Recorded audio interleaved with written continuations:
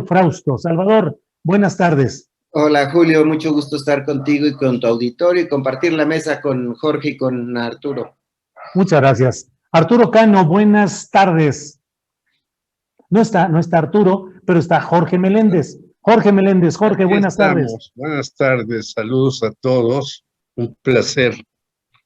Gracias. Igualmente, y en unos segunditos debe estar ya integrado Arturo Cano, pero bueno, vamos a iniciar con esta plática, con esta mesa. Salvador Frausto, hay muchos temas de los cuales podemos hablar, desde luego sobre la consulta popular del pasado domingo, pero la verdad es que luego llegan noticias que van desplazando en interés a las anteriores o colocándolas en otra perspectiva, pero hoy se ha dado a conocer por parte del secretario de Relaciones Exteriores, Marcelo Ebrard, pues una demanda presentada por la vía civil contra empresas de Estados Unidos, con sede en Estados Unidos, que fabrican armamento y que al comerciarlo de manera negligente, dice el canciller Ebrard, han producido daños a México que estarían por evaluarse mediante un juez si es que prospera esta pretensión judicial y que implicaría un pago hacia México. ¿Cómo viste este tema, Salvador Frausto? Sí, Julio, bueno, pues es sin duda el gran tema del día y lo será para los próximos días. Me llama mucho la atención, sí, parece una acción bastante enérgica por parte del gobierno mexicano de ir a entablar una demanda en los tribunales de los Estados Unidos contra las empresas que fabrican armas, y los argumentos que dan son interesantes. Pues este dato del 500,000 de armas que han entrado al país, que se trafican entre México y Estados Unidos, y estas armas solo en el 2019 habrían pues causado 17,000 homicidios. Entonces, sin duda, en un contexto de combate al crimen, de bajar los índices de delincuencia en el país, es una medida que suena fuerte en la mesa, que suena un manotazo importante del gobierno mexicano para hacer frente a este asunto. Y bueno, sin duda, otra cosa que me llama la atención es pues el regreso de Ebrard, y pongo el regreso entre comillas, a un tema de la gran agenda del presidente López Obrador, y además acompañado por Ricardo Monreal. Habrá que observar el abrazo que se dan al final de la conferencia. Es un abrazo como de aquí estamos, digamos, dos presidenciables que parecían que no les daban foro importante, sobre todo después de que hay la interpretación política de que Claudia Sheinbaum es la favorita del presidente. Pues vemos a Marcelo enérgico, con una declaración también muy fuerte, en el sentido de que estas empresas que fabrican armas están teniendo incluso una oferta de negocios específica, dirigida para los cárteles de la droga. Y eso habrá que escarbarle, que indagar a fondo cuál es ese tipo de paquetes de venta, cómo le acercan las armas a los narcotraficantes que están pues trayendo armas al país, y que están pues poniéndolas en circulación, y forman parte pues de este combate entre narcotraficantes, entre grupos de narcotraficantes, y en el combate que tiene el gobierno hacia ellos. Entonces, sin duda, pues hay ahí un tema de importancia mayor, Julio. Claro, gracias, Salvador. Jorge Meléndez, ¿qué opinas sobre este tema, por favor? Bueno, hay que recordar primero aquella famosa operación Rápido y Furioso, Claro, organizada por las mismas agencias de los Estados Unidos, que supuestamente le pusieron un chip a cada arma para después recuperarla y tratar de encarcelar a los criminales mexicanos. Y fue una engañifa total. Después los Estados Unidos ni siquiera reconocieron que cometieron un error, ni siquiera se disculparon ni con el gobierno de Calderón, ya no digamos con el pueblo mexicano, ni con nadie más. Recientemente el gobernador de Texas dijo que pueden comprar pistolas niños desde 10 años en adelante, lo cual quiere decir que siguen en esta mecánica en los Estados Unidos. Hay que recordar que el presidente de la Asociación Nacional del Rifle era un pésimo actor, muy sobrevalorado en Hollywood, Charlton Heston. Murió este señor, vinieron por ahí otros, y ahora hay que decirlo, el presidente de este asunto es Oliver North. ¿Quién es el Oliver North? El que organizó algo que agravió terriblemente, o debió de haber agraviado a México, la operación Irán-Contras, en donde supuestamente por tratar de investigar esta operación mataron a Manuel Buendía. Entonces, en Estados Unidos, la Asociación Nacional del Rifle da millones y millones y millones de dólares tanto a miembros del Partido Demócrata como del Partido Republicano, que son candidatos. ¿Para qué? Para que la famosa enmienda que posibilita esto siga adelante, que tú puedas ir, o tu hijo, vas con tu hijo a una feria que hay alrededor de 250, 300 ferias en Estados Unidos de armas, y puedas ir con tu hijo y tú compres una bazooka y tú le digas a tu hijo, hijo mío, ya tienes 10 años, ¿qué quieres? ¿Una pistola, un lanzacohetes, una ametralladora? ¿O qué ves más viable para que sigas el ejemplo de las famosas series estadounidenses y de las películas? Bueno, la serie, esta es otra serie, de Rápido y Furioso, ya va en la 9ª película. Yo te quiero decir que no he visto ninguna, me parecen aburridísimas, pero tienen un éxito inconcebible. Por lo tanto, me parece correcto, creo que no tendrá un cauce pues conveniente lo que dice Marcelo Ebrard. Hay que decirles a los Estados Unidos de muchas maneras, ustedes nos piden que nosotros reprimamos a los malosos. Y ustedes reparten armas como dulces, no solamente en México, sino en muchos países. Basta ya. Y hay que tratar de evitar que lleguen una cantidad de armas a México, que son las que utilizan el cártel de Jalisco Nueva Generación, que ya ha derribado 2 o 3 o más helicópteros y otro tipo de cuestiones. Me parece una buena medida, aparte que, como dice Salvador, se den el abrazo Monreal y Ebrard, que se abracen todo lo que quieran, con su cubrebocas, desde luego, para que no se vayan a infectar, pero que después se pongan su gel. No traían cubrebocas porque no sea más sucio que el otro, sino que lo hagan para que pongan el ejemplo a la población. Me parece una gran medida, pero yo he dado datos que veo que no tendrá ningún cauce, porque el señor Joe Biden tampoco se ha pronunciado al respecto. Hay temas en Estados Unidos que si no los arrancas realmente con movilizaciones ciudadanas, seguirán. Y a los Estados Unidos, como dice el destino manifiesto, solo les importan ellos y los demás somos sus subordinados. Esta es mi opinión. Jorge Meléndez, muchas gracias. Don Arturo Cano, bienvenido, buenas tardes. Buenas tardes, Julio, Salvador, Jorge, ¿cómo están?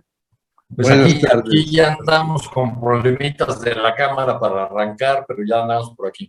¿De la Cámara de Diputados o Cámara de Senadores o la camarita fotográfica? No, de la cámara de mi computadora que no me veía, o sí me veían ustedes al principio, no sé.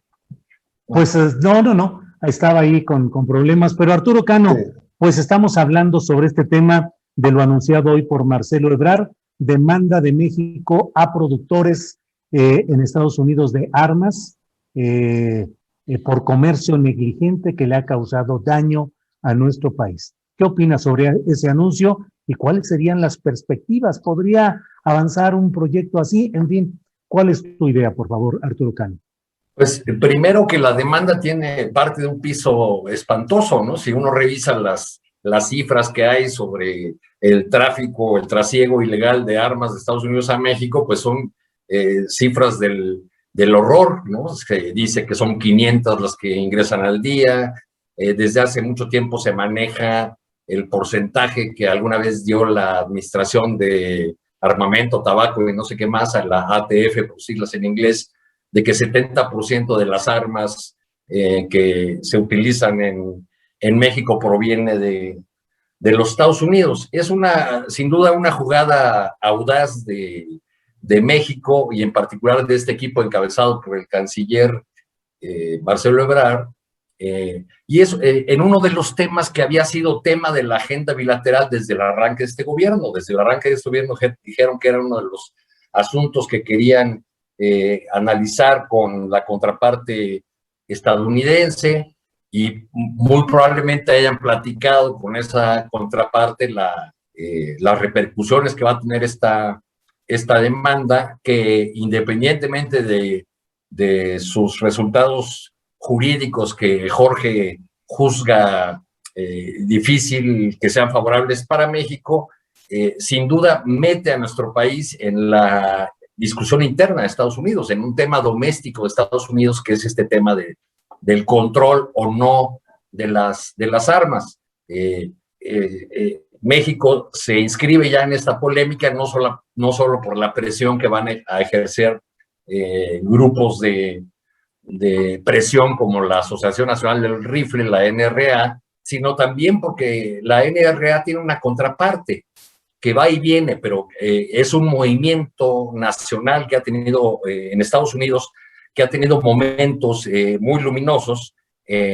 Por ejemplo, en 2018, tras la matanza de 17 niños en una escuela del estado de Florida, lo que se conoció como la masacre de San Valentín, surgió un movimiento nacional muy poderoso en pos de la regulación de las armas. No es la primera vez que este movimiento ha levantado la voz y siempre se ha topado con un poderoso dique en el Congreso estadounidense, donde muchos legisladores son financiados por esta poderosa asociación del rifle, que se niega a cualquier regulación de armas semiautomáticas o cualquier tipo de regulación a la venta del armamento.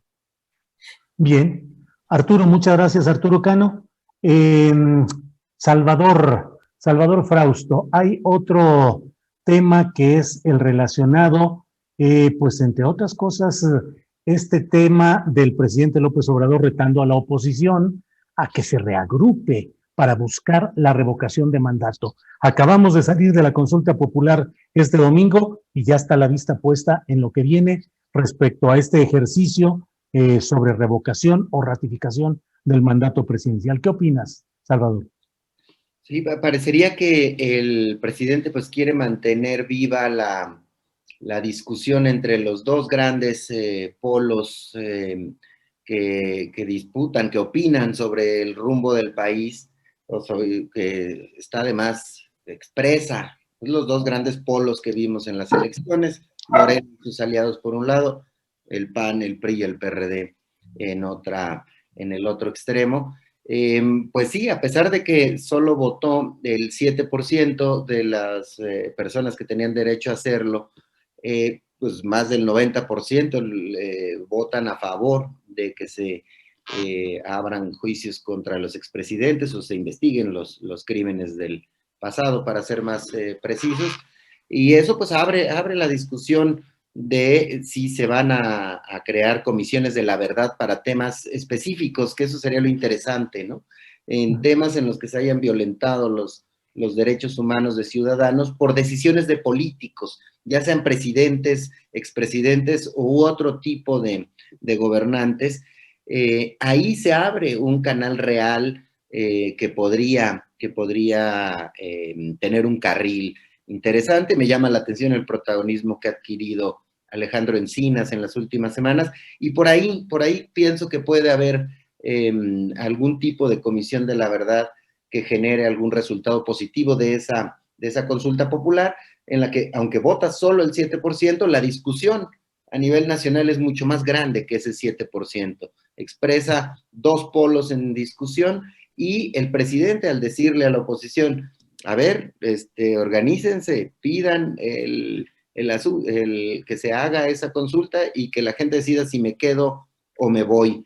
Esa es mantener viva la llama de esa discusión, y además poner la pelota en la cancha del adversario, en el cual la oposición se la tiene que pensar si lo impulsa, busca las firmas y que el debate público se alimente de esta idea de que podrían echar al presidente, o no lo hacen. Parecería un despropósito en primera instancia pensar que esa votación, con los números de encuestas que conocemos hoy en día, que tienen al presidente con alrededor del 60% de popularidad, de aceptación, que pudiera el presidente perder una consulta popular de ese tamaño. Sin embargo, hay voces en la derecha que piensan que es importante impulsarlo, sobre todo en el lado de las cámaras empresariales. Hay voces que surgen del lado de Coparmex, que surgen dentro del Consejo Coordinador Empresarial, que surgen en la extrema más derecha del PAN, en la cual sí dicen, vamos por esa consulta, vamos a podemos motivar, son optimistas, a el polo adversario al presidente para salir a votar. Y es, de nuevo, pues una gran jugada política, en lo político estratégico del presidente, porque todos estamos hablando de los temas que él pone sobre la mesa, sus agendas están en las portadas de los medios, en las discusiones de la radio y de la televisión, entonces, en las mesas de café, en las pláticas familiares. Entonces el presidente anima el debate político, lo controla, lo propone, y a partir de ahí pues nos pone una discusión interesante, cuya otra beta interesante es pues la posición del INE, ¿no? Yo ya veo cada vez más, sobre todo a Lorenzo Córdoba y a Ciro Murayama, muy, muy aguerridos, montados con los guantes en el otro extremo del ring, como si el ataque fuera específicamente contra ellos, ¿no? Y si, no como si ellos representaran solo una parte de las posiciones que están siendo más críticas con las decisiones del presidente López Obrador.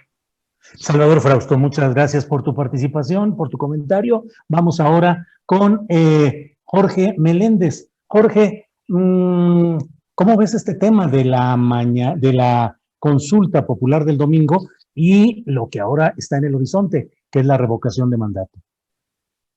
Pues ya lo dijo, y coincido con Salvador al final, es el clásico Andrés Manuel, que reta, que enoja, que irrita, y que casi en un callejón les dice a los 8, los 10, pues vénganse todos juntos y me amarro una mano que se llama Morena, porque esa no la voy a utilizar. Ajá. Y con la pura izquierda me los voy a trompear a los 8 que vengan. Ajá. Bueno, este asunto ya habíamos visto que el ex señor que estaba en la Coparmex dijo, va a ser el momento en que vamos a tirar a López Obrador. Y después ya no ha vuelto a hablar este señor de la Coparmex, como que lo callaron y le dijeron, ya deje de decir tantas tonterías, mejor vea qué negocios hacemos, para qué nos metemos en estas broncas en las que usted nos metió. Y resulta que a un sujeto que me parece a mí despreciable, y voy a decir por qué me parece despreciable, el señor Gabriel Cuadri, que dijo una frase que yo le escuché a Josep Marí Córdoba en la época de Carlos Salinas. ¿Qué decía Josep Marí Córdoba? México sería un país de primer mundo si estuviera del centro para arriba. Es decir, si regaláramos todo el sur, porque el sur no sirve para nada. Y luego el señor Quadri lo replica muchos años después. Digo, bueno, Quadri tendrá cerebro, será neovocero de esas ideas tan peregrinas de que un país es fuerte solamente en una parte. Pues tendríamos que hacerlo también con Italia. En Italia hay una situación también que el norte es maravilloso, industrioso y demás, y el sur, bueno, pues está toda la mafia y es agrícola y con muchos problemas. Entonces, no solamente es una idiotez, sino es una falta de sentido común decir ese tipo de cuestiones. Y sin embargo, el señor Quadri dice ayer, no le hagamos el juego a López Obrador, no caigamos en sus garras en esto de revocación de mandato. ¿Qué está diciendo el señor Quadri, que va a ser además diputado? Yo jamás pensé que le pudiera ganar a Pablo Gómez, pero ahí están los resultados de luego no hacer campaña, de sentirse que solamente la protección y la sombra de López Obrador le va a dar a uno el triunfo. Y el señor Quadri dice, no nos metamos en el ring, ni los 8, y aunque el señor López Obrador tenga la mano derecha detenida por una losa que se llama Moria. Vamos a perder, está diciendo Quadri. Entonces yo creo que, bueno, ya se planteó la revocación de mandato. Tú hiciste un artículo hace 1 o 2 días al respecto. Yo creo que no es tan sencillo. Se reunieron las firmas para esta consulta. Morena se va a poner nuevamente a reunir las firmas para la consulta de revocación de mandato. Yo diría, pues ahora le corresponde a la oposición reunir las firmas si quiere tirar a López Obrador. Pero después de lo que escucho de este descerebrado llamado Gabriel Quadri, yo digo, pues no le van a entrar muchos, ni siquiera los de la Coparmex, van a decir, ya mejor dejémoslo ahí, porque 7 millones de votos, que no llegaron a eso, son muchísimos para ellos. Ya se ha comparado qué es lo que sacó el PAN en 2018, que son 4 o 5 veces lo que sacó el PRD, etcétera. Entonces, no es fácil reunir 3 millones de ciudadanos que firmen para decir fuera López Obrador, que es la intención de ellos. Entonces, por eso digo, hasta Quadri se pone a reflexionar un poquito las cosas y dice, ya no le entremos esta bronca. Yo creo que López Obrador mide muy bien sus pasos y por eso dice, venga en el 2022, en marzo, la revocación de mandato, a ver si son tan chichos como yo. Ese es mi... Gracias, Jorge. Jorge Meléndez. Arturo Cano, sobre este tema, lo sucedido este domingo con la consulta popular, las expectativas, las consecuencias, y por otra parte que ya estamos en el otro trayecto hacia la eventual revocación o ratificación del mandato presidencial y la actitud del propio presidente invitando a que se agrupen sus opositores para pedirle al pueblo que lo quiten a él de la presidencia. ¿Qué opinas, Arturo Cano? Sí, pues la idea de no ir al referéndum revocatorio, yo creo haberse escuchado por primera vez a Héctor Aguilar Camín ya hace bastante tiempo. Reflexionaba Aguilar Camín sobre el hecho de que eso se convirtiera en un acto de legitimación del presidente y de su gobierno. Lo que es claro es que eso puede terminar, ¿no, en la Arturo? mañanera, pues no nos vamos a aburrir de aquí en adelante, ¿no? En un artículo reciente al que le echó una ojeada, José Carreño Carlón, quien fue jefe de prensa de Carlos Salinas, le llamó al referéndum el referéndum consagratorio, compartiendo esa, no revocatorio, compartiendo esa idea de que iría la oposición a un evento que solamente servirá para darle mayor legitimidad a la segunda parte del mandato del presidente López Obrador. Yo creo que en el flanco opositor están todavía por decidir cuál va a ser la jugada. Efectivamente, el presidente pone el balón en su cancha, y tiene la opción de hacer el vacío, de decir que es otro ejercicio donde solamente participan los simpatizantes de la 4T, o la opción de mirar esa estación de paso de marzo de 2022 como un primer paso de una precampaña de 2 años y medio rumbo al 24, ¿no? O sea, porque pueden, pero eso va a depender mucho de cómo se vaya configurando una vez pasada la elección y ya instalado el Congreso, de cómo se configure el liderazgo opositor. ¿Quién va a mandar ahí? ¿El que tiene más diputados, o sea, el PAN? ¿El que haga mejores alianzas, si es que el PRI logra hacer algunas alianzas? ¿Va a haber una respuesta, una idea de participar? ¿Qué ruta va a decidir la oposición? Y también deberíamos preguntarnos si va a ser una ruta unificada, ¿no? La que van a... Porque el problema viene desde reunir, ¿quién va a promover que se reúnan las firmas? ¿El lado de Morena o los señores de Frena que ahí podrían probar que más allá de saber poner casitas voladoras de campaña en el Zócalo, también saben participar en elecciones, ¿no? Entonces yo creo que tienen que reunir, según la ley, si mal no recuerdo, 3% de firmas de los electores en al menos 17 entidades del país. Así es. Entonces no es sencillo el asunto y va a ser una jugada interesante. Primero ver qué deciden, si deciden simplemente que el referéndum es una forma de legitimar al presidente y que entonces no van a ir, pues ese será un posible resultado. Lo pueden decidir lo contrario, participar, y en ese sentido pues sería una primera pulsada rumbo a 2024.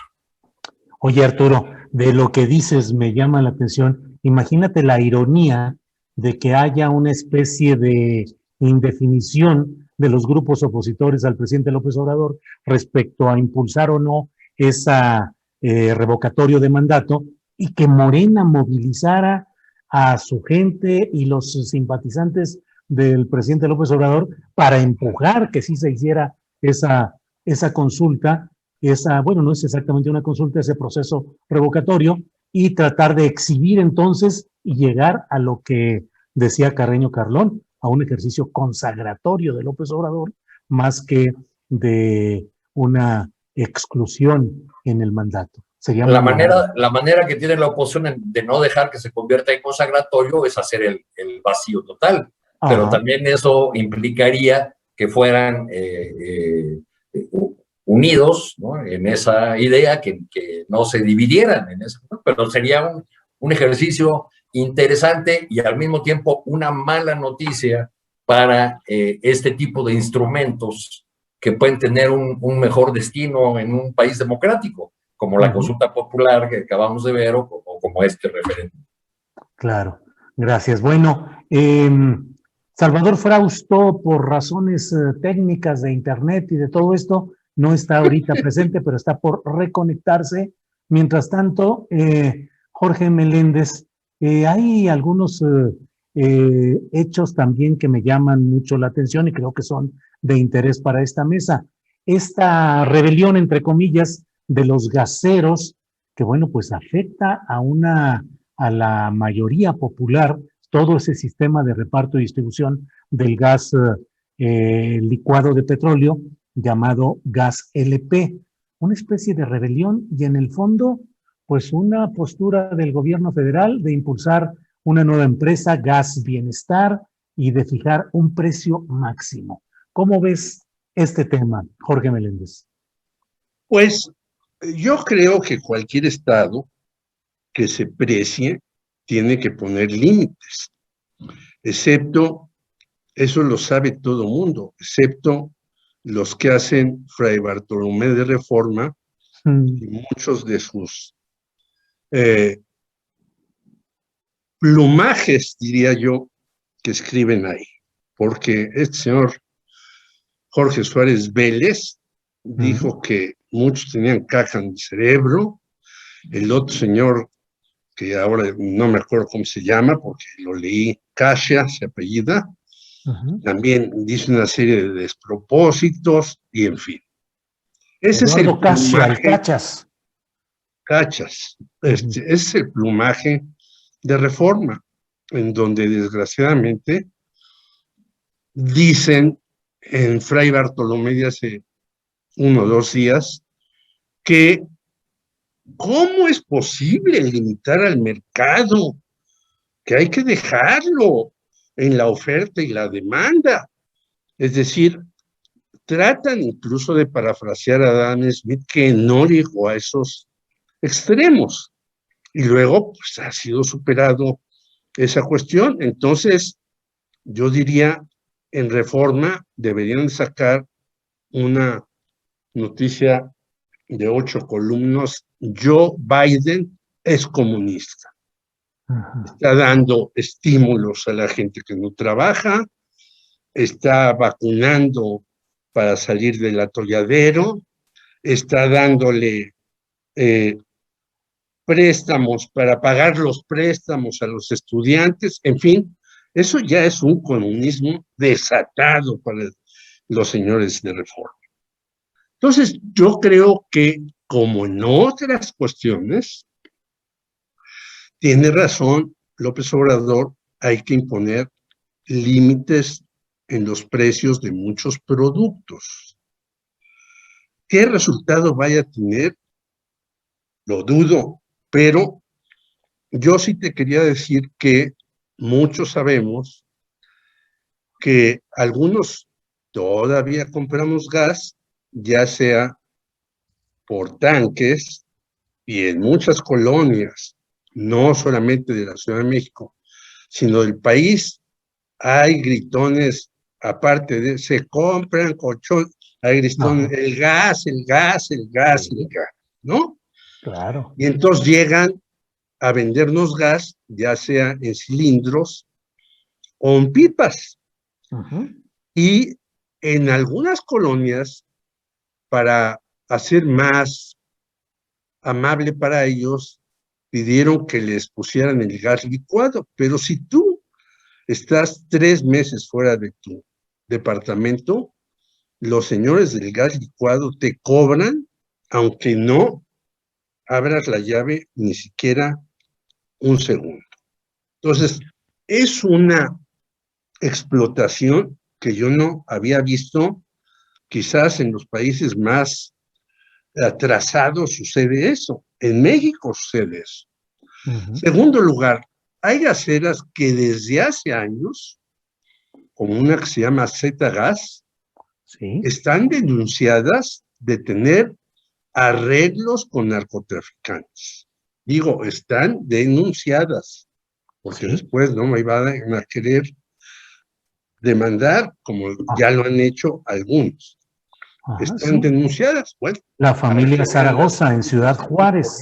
¿Qué sucede? O incorrectas. O sea, aparte del gas, distribuyen muchas otras cosas que también lo elevan a uno. El gas es volátil y puede elevarse, pero hay otras cosas que también lo elevan a uno rápidamente. Así es. Y en tercer lugar, no es posible que la empresa privada maneje asuntos como estos o como los de los medicamentos, pero ya vimos que esto no se puede resolver rápidamente. Hay mafias en los medicamentos, desde luego, y hay una serie de fulanos que estuvieron manejando la Cámara de Diputados y Senadores, ahora que hablabas tú de esto, entre ellos Mario Fabio Beltrones y Emilio Gamboa, que están metidos en las farmacéuticas. Bueno, hasta un rector de la ex rector de la universidad, José Narro, que después quiso ser hasta candidato del PRI. ¡Qué Presidente de la República! desvergüenza para la universidad que un ex rector quiera ser candidato del PRI a la presidencia! Candidato, ni siquiera presidente.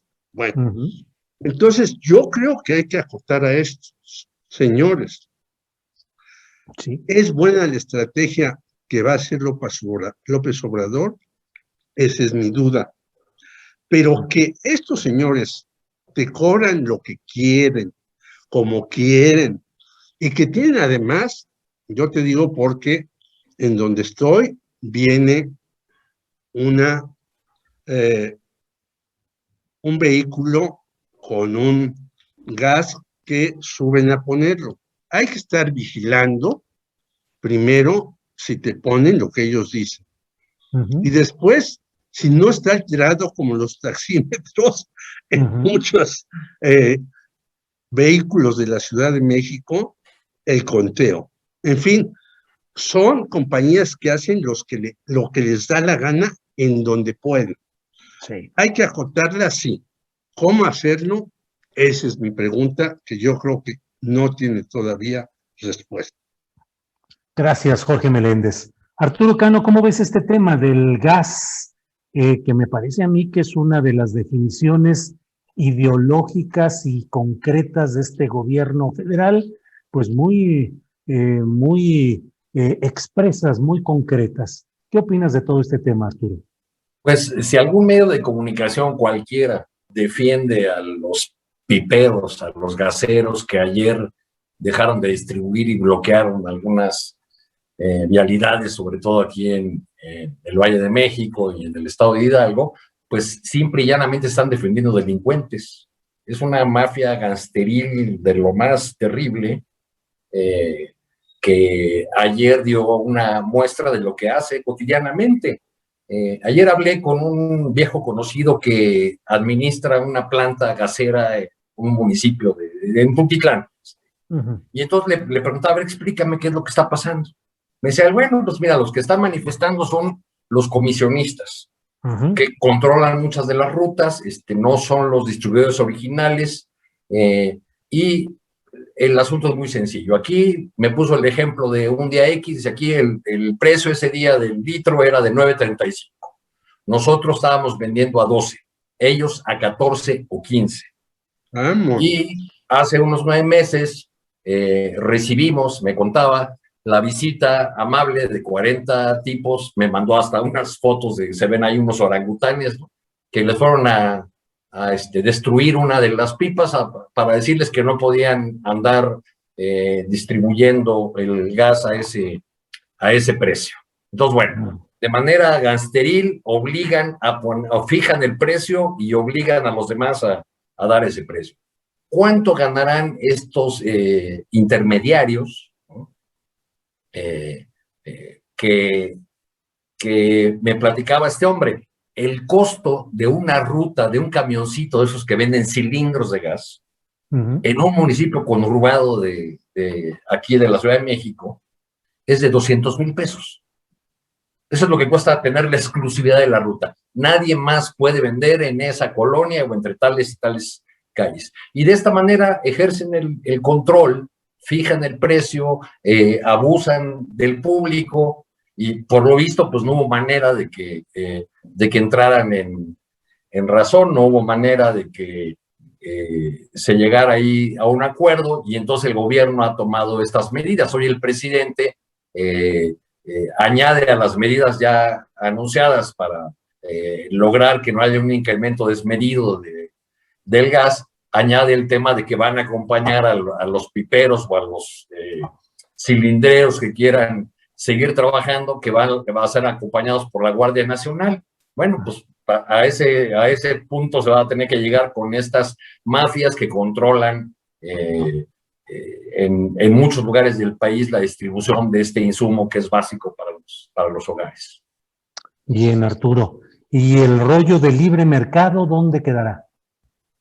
No, bueno, pues es que ¿cuál libre mercado, ¿no? Con esta historia de control mafioso de del precio de la distribución, pues Ujú.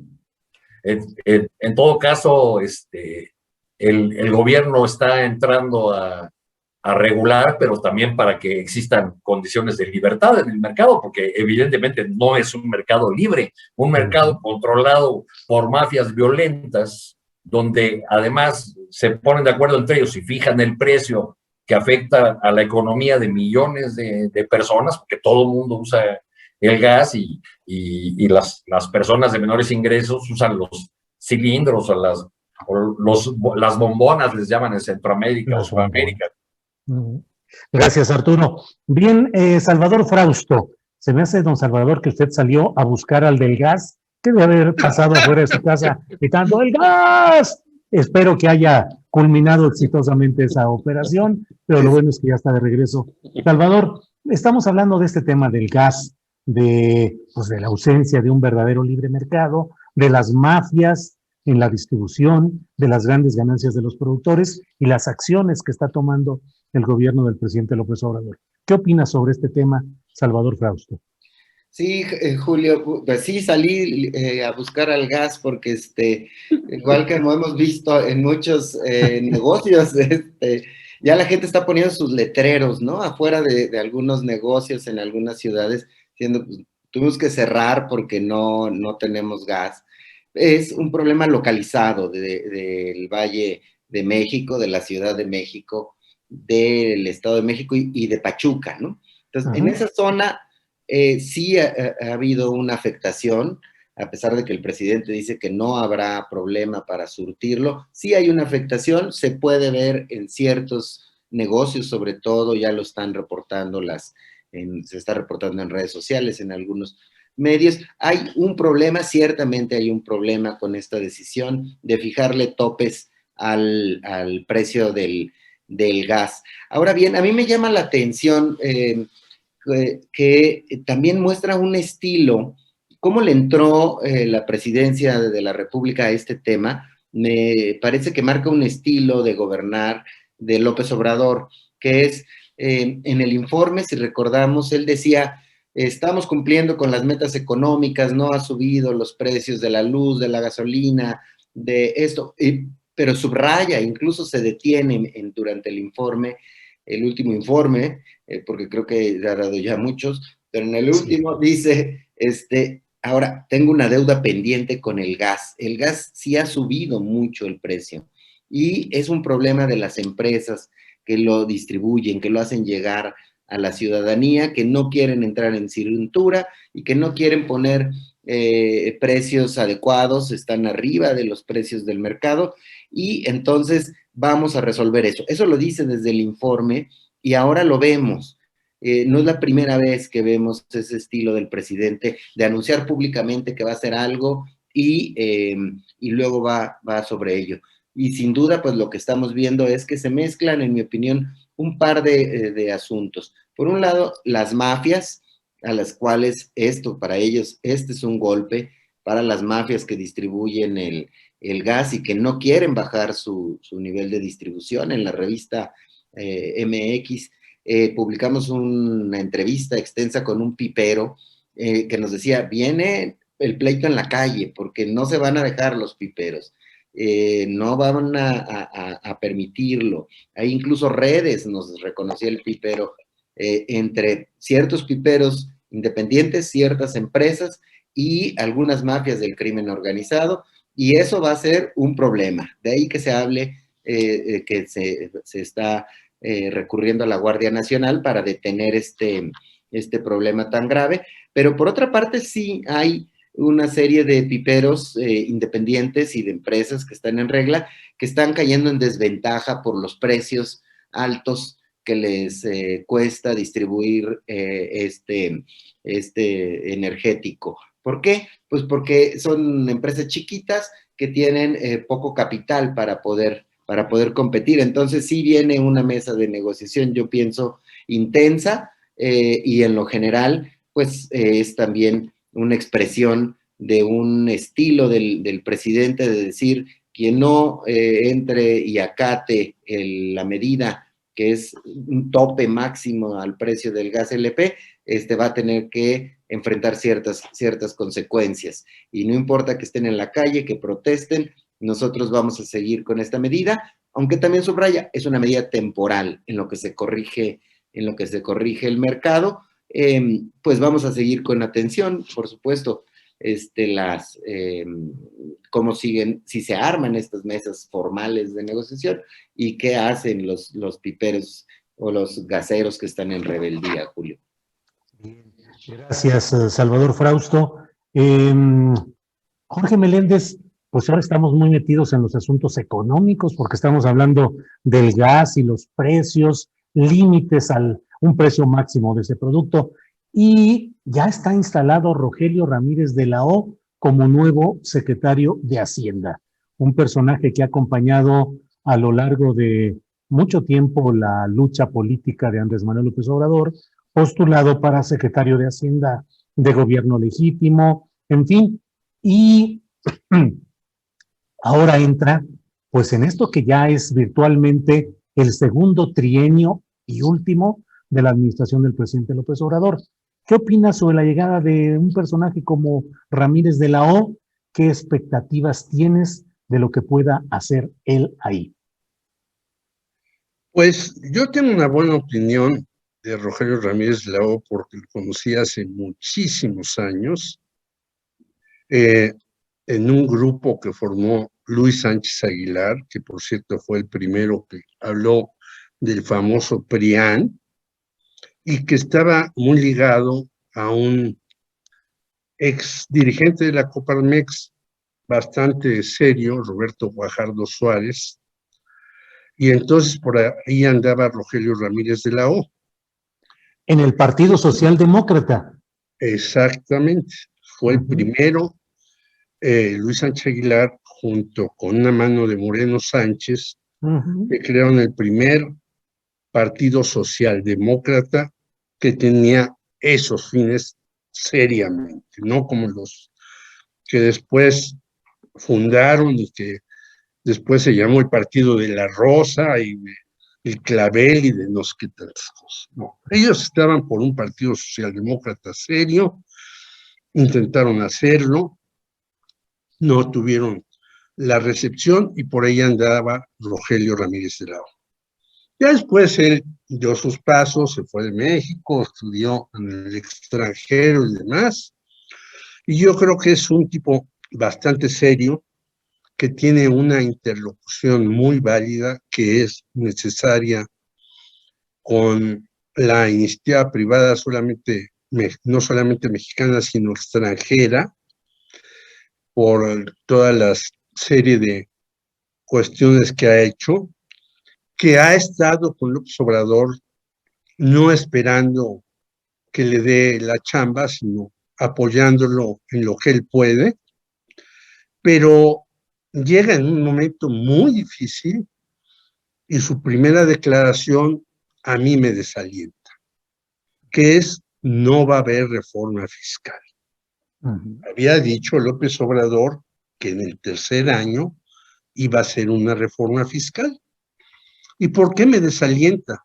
Porque con todos los ahorros, con todos los recortes, con todas las, no solamente benditas redes sociales, sino benditos paisanos que nos mandan una cantidad de dólares inmensos cada vez más, y ellos se amarran la tripa ya y ellos trabajan de 12 a 14 horas diarias, y por más apoyos que recibamos, incluso ahora dice el Fondo Monetario Internacional que va a dar apoyos para vacunar a todo mundo y demás, no alcanza el presupuesto.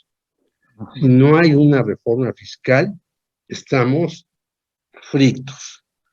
Y que llegue Rogelio Ramírez de la O, que obviamente no es su posición, sino es una posición del señor López Obrador, y diga que no va a haber reforma fiscal, creo que es un gravísimo error. Creo que además muchos empresarios podrían entrarle a la reforma fiscal, como en Estados Unidos algunos han dicho vamos a jalar con Biden y vamos a hacer y vamos a tornar. Yo creo que los propios empresarios con cierta responsabilidad están viendo que si jalan más la cuerda, esta cuerda no solamente se va a romper, sino va a estallar la sociedad que necesita mayores apoyos.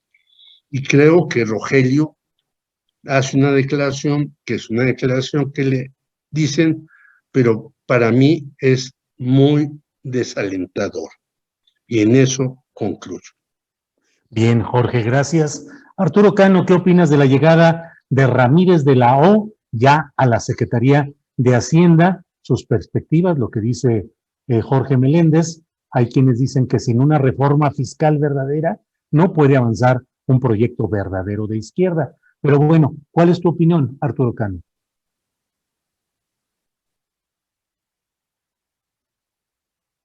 ¿Qué sucedió aquí? No, no entra. Ya se quedó. El lenguaje de señas. En los primeros meses de este gobierno, de esta administración, tuve la oportunidad de conversar con un alto funcionario. Estaba encargado, entre otros temas, de este asunto de la disminución del IVA en la zona fronteriza, en la frontera norte. Y pues la cosa iba caminando muy lento porque los empresarios no se registraban, porque no veían bien a bien cuál era el beneficio que iban a obtener. Total que un día tuvo la oportunidad de plantearle el tema al presidente. El presidente se sorprendió porque él pensaba que iba caminando bien ese asunto y le dijo, no, pues no va caminando, y le mostró unas cifras. Me refirió este funcionario que ahí al lado estaba Rocío Nale, y que el presidente meneó la cabeza y le dijo, caray, estoy rodeado de neoliberales.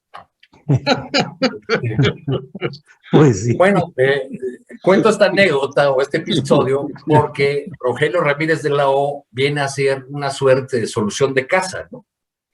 Es un personaje muy vinculado al presidente desde hace mucho tiempo y con quien ha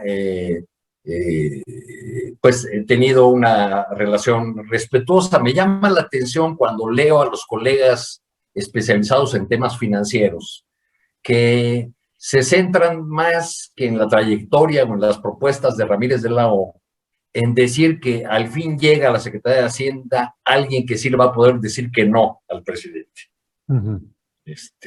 Al menos en este tema de no reforma fiscal, pues ya está alineado con el presidente. Pero sí, ya por último, para dejar ahí mi comentario, quisiera destacar que en su primera evento ya público, formal, como secretario de Hacienda, es decir, en la votación en la Cámara de Diputados, Ramírez de la O dijo o reconoció que explícitamente solicitó tener, se entiende que al presidente, tener voz y voto en todo lo relacionado con Pemex y la Comisión Federal de Electricidad, sí, que es un tema muy interesante y que sí define una nueva relación distinta a la que el presidente tenía con los dos antecesores de Ramírez de la O. Cierto, cierto. Gracias, Arturo. Gracias. Ya estamos en la parte final del programa, son las 2 de la tarde con 57 minutos. Y creo que le toca a Salvador Frausto cerrar esta mesa de periodistas. Salvador, ¿qué opinas sobre este tema? ¿Qué opinas sobre este tema de la llegada de Ramírez de la O a la Secretaría de Hacienda? Sus significados, sus perspectivas. Por favor, Salvador. Sí, para añadir, coincido esencialmente en lo que han platicado Jorge Meléndez y Arturo Cano. Me llama la atención en el caso de Ramírez de la O es que cuando lo anuncian hace ya algunas semanas, incluso personajes del PAN decían, lo tienen muy bien visto, personajes de las cámaras empresariales, es considerado un economista muy profesional, muy serio, casi en todos los sectores, y ciertamente pues es muy cercano desde hace muchos años al presidente López Obrador, su asesor económico, uno de sus principales, su principal asesor económico en los últimos años.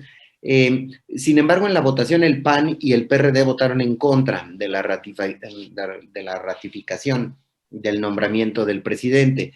Eso expresa también pues la posición que están jugando el PAN y el PRD. No así el PRI. El PRI dio su voto a favor de la ratificación. Entonces, por ahí podemos ver algunas luces de algún otro tipo de votaciones, de otros, no solo de ratificaciones, sino de otros temas. Y por otro lado, pues avanzan las piezas del presidente en sillas de poder, de sillas de decisión en cuestiones en materia económica, ¿no? Como él los divide entre neoliberales y economistas con algún enfoque más social, pues ya por Hacienda también pasó Gerardo Esquivel como subsecretario y ahora está en el Banco de México. Esa misma ruta va a seguir Arturo Herrera, el exsecretario de Hacienda, irse de Hacienda al Banco de México, más el asiento de Jonathan Heath, que es coincidente en un enfoque más social para la hora de tomar decisiones en este organismo. Tendrán 3 asientos, personajes que no están en la escuela clásica del ITAM, que es la que dominaba o domina aún los asientos en el Banco de México. Entonces, me parece que una interpretación es que avanzan las piezas del presidente López Obrador en los espacios de decisión en materia económica, y pues ahí se está sumando Ramírez de la O, que hasta el expresidente Felipe Calderón aplaudía en su momento de su nombramiento, y sin embargo, PAN y PRD van a estar montados en su posición política de no apoyar estas medidas o estos nombramientos del presidente y pues la mayoría de las reformas o iniciativas que se manden desde Morena, Julio. Muy bien, pues gracias por esta mesa de periodismo, gracias Salvador Frausto, que es periodista y director editorial de MX, así es que usted puede leer el material de MX, desde luego en su dirección electrónica. Gracias Salvador, buenas tardes.